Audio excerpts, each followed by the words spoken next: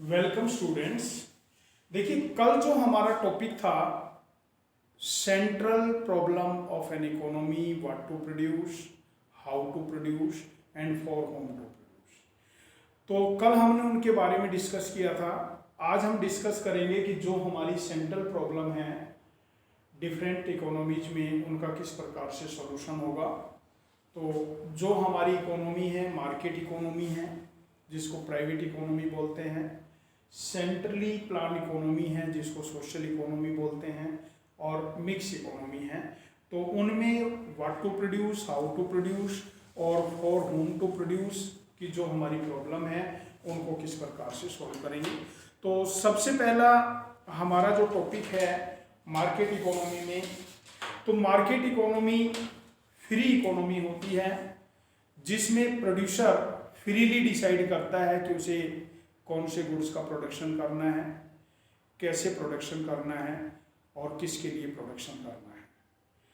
तो एक प्रोड्यूसर उन गुड्स का प्रोडक्शन करेगा जिन गुड्स की प्राइस ज़्यादा होगी, जिन पर प्रॉफिट मैक्सिमाइज होगा। ज़्यादा से ज़्यादा प्रॉफिट एक जो प्रोड्यूसर है उसको अचीव हो सके।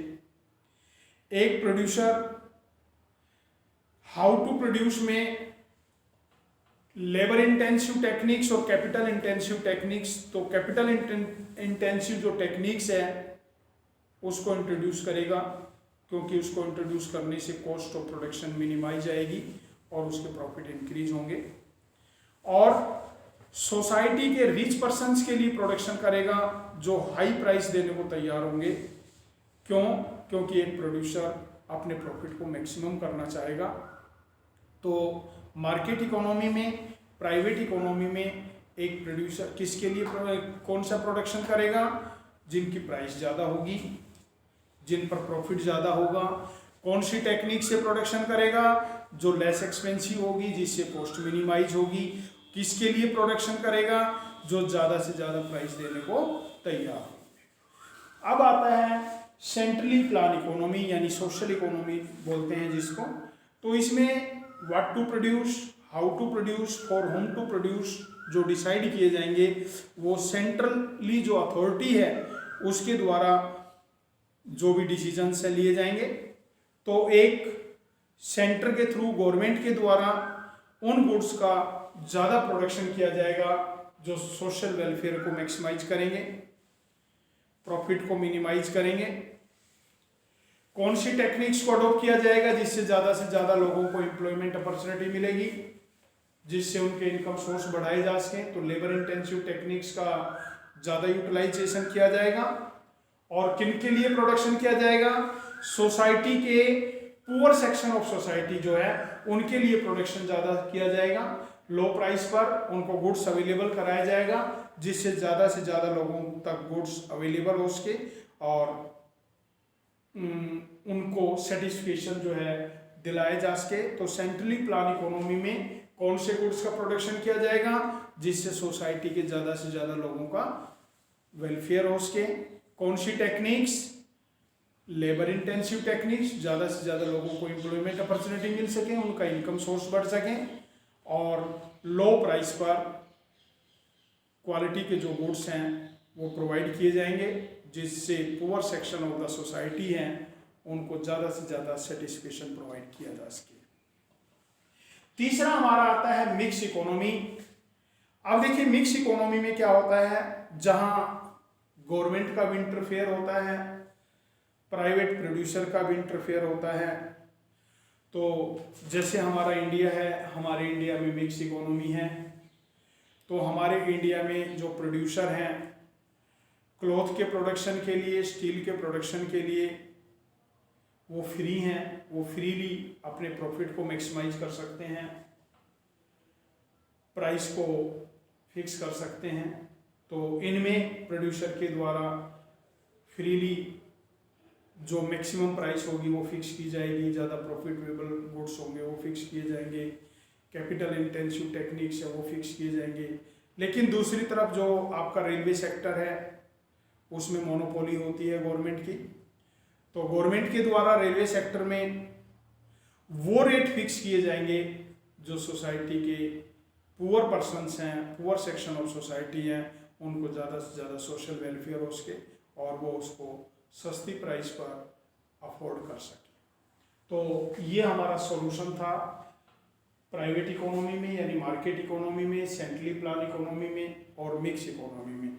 इसके बाद आपका नेक्स्ट पॉइंट आता है प्रोडक्शन पॉसिबिलिटी कर्व। अब देखिए प्रोडक्शन पॉसिबिलिटी कर्व, जैसे कि आपको बताया गया था कि हमारे पास जो फैक्टर्स ऑफ प्रोडक्शन है वो स्क्रैच हैं। आपके पास प्रोडक्शन की एक टेक्निक है, आप 2 गुड्स का प्रोडक्शन करना चाह रहे हैं तो दोनों गुड्स के प्रोडक्शन को आप एक साथ इंक्रीज नहीं कर सकते। एक गुड्स के प्रोडक्शन को अगर आप इंक्रीज करना चाहते हैं तो दूसरे गुड्स के प्रोडक्शन को आपको क्या करना होगा, डिक्रीज करना होगा। तो ये आपका प्रोडक्शन पॉसिबिलिटी कर्व बताता है कि हमें किसी एक गुड्स के प्रोडक्शन को इंक्रीज करने के लिए दूसरे गुड्स के प्रोडक्शन को सेक्रीफाइस करना है, उसमें डिक्रीज करना है। तो उनके कॉम्बिनेशंस को जिस कर्व में शो किया जाता है उस कर्व को प्रोडक्शन पॉसिबिलिटी कर्व कहा जाता है। अब देखिए प्रोडक्शन पॉसिबिलिटी कर्व में टेबल दी हुई है व्हीट और क्लॉथ्स। व्हीट लैक्स टन में दिए हुए हैं, क्लॉथ्स आपका 1000 बेल्स में दिए हुए हैं। जैसे हम व्हीट का प्रोडक्शन है 100, आप क्लॉथ का कोई प्रोडक्शन नहीं कर रहे हैं, क्लॉथ के प्रोडक्शन को आप इंक्रीज करते हुए आ रहे हैं, तो देखिए व्हीट के प्रोडक्शन को आप सेक्रीफाइस करते हुए आ रहे हैं। और इसको आपने एक ग्राफ के द्वारा डायग्राम में शो किया हुआ है। तो देखिए इसमें क्या है कि ए सेक्शन में आपका व्हीट का प्रोडक्शन 100 है, क्लॉथ का प्रोडक्शन 0 है। आपने क्लॉथ के प्रोडक्शन को 0 से 1 पे किया तो आपका जो व्हीट का प्रोडक्शन है वो 100 से 90 पर आ गया। आपने क्लॉथ के प्रोडक्शन को बढ़ाया, व्हीट के प्रोडक्शन को और रिड्यूस किया। फिर आपने क्लॉथ के प्रोडक्शन को बढ़ाया 3 से 4, तो आपका 4 जब क्लॉथ का प्रोडक्शन किया तो व्हीट का प्रोडक्शन क्या हो गया, 0 हो गया। तो ये जो टेबल है, इस टेबल को जो हमने ग्राफ पे बनाया है वो आपका प्रोडक्शन पॉसिबिलिटी कर्व है कि किस प्रकार से एक प्रोडक्शन को बढ़ाने के लिए, एक गुड्स के प्रोडक्शन को बढ़ाने के लिए दूसरे गुड्स के प्रोडक्शन को हमें रिड्यूस करना है। ऐसा क्यों करना है? क्योंकि हमारे पास फैक्टर्स ऑफ प्रोडक्शन जो है वो लिमिटेड है और लिमिटेड फैक्टर्स ऑफ प्रोडक्शन के थ्रू हम एक साथ 2 गुड्स के प्रोडक्शन को इंक्रीज नहीं कर सकते हैं। एक गुड्स के प्रोडक्शन को इंक्रीज करना है तो दूसरे गुड्स के प्रोडक्शन को आपको क्या करना पड़ेगा, रिड्यूस करना पड़ेगा, डिक्रीज करना पड़ेगा। ठीक है। अब इसी में पॉइंट आता है अटेनेबल और अनअटेनेबल कॉम्बिनेशन ऑफ आउटपुट। तो अटेनेबल कॉम्बिनेशन क्या होता है? अटेनेबल कॉम्बिनेशन होता है जो आपका ये पीपी कर्व है, ये आपका ए बी ए ई तक जो पीपी कर्व है, तो A B C D E point और इसके अंदर जो भी पॉइंट है वो सारे पॉइंट आपके अटेनेबल है। अटेनेबल का मतलब जो आपके पास गिवन रिसोर्सेस है उनके थ्रू आप 2 गुड्स के प्रोडक्शन का कॉम्बिनेशन बना सकते हैं। लेकिन आपका जो एफ पॉइंट है वो आपका पीपी कर्व से बाहर है, ये पॉइंट। तो ये आपका अनअटेनेबल पॉइंट हो गया कि आपके पास जो गिवन रिसोर्सेस है, जो गिवन टेक्नोलॉजी है, उस गिवन टेक्नोलॉजी से आप दोनों गुड्स के प्रोडक्शन को इंक्रीज नहीं कर सकते। तो ये अटेनेबल अनअटेनेबल हो गया और इस पॉइंट के अंदर जो भी पॉइंट्स हैं वो आपके क्या हो गए, अटेनेबल पॉइंट्स हो गए। तो ये टॉपिक आपने आज लर्न करना है। Okay student.